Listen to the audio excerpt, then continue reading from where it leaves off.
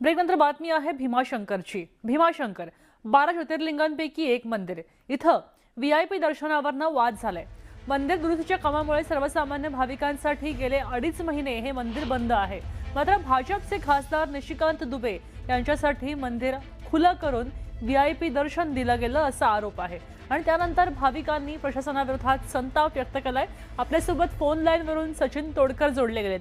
सचिन, आपण पाहतोय की 3 महिने मंदिर बंद असणार होतं, मात्र 2.5 महिने झाल्यावरच एका भाजपाच्या नेत्यासाठी हे मंदिर उघडलं गेलंय। नेमकं प्रकरण काय आहे? खरं तर 12 ज्योतिर्लिंगांपैकी असलेले भीमाशंकर मंदिर हे जे आहे हे दुरुस्तीच्या कामासाठी 3 महिने बंद ठेवण्यात आले। सभामंडप व पायरी मार्गाच्या बांधकामासह भाविकांच्या सुरक्षेच्या कारणास्तव जिल्हाधिकाऱ्यांनी 9 जानेवारी 2026 पासून 3 महिन्यांसाठी भीमाशंकर मंदिर बंद ठेवण्याचा निर्णय घेतला होता। त्यामुळे हजारो भाविकांना परत जावे लागत आहे। अशातच आज हेलिकॉप्टरने आलेले भाजपचे खासदार डॉक्टर निशिकांत दुबे यांना विशेष परवानगी देऊन मंदिरात दर्शन घडवण्यात आल्याने भाविकांमध्ये संताप व्यक्त केला जात आहे।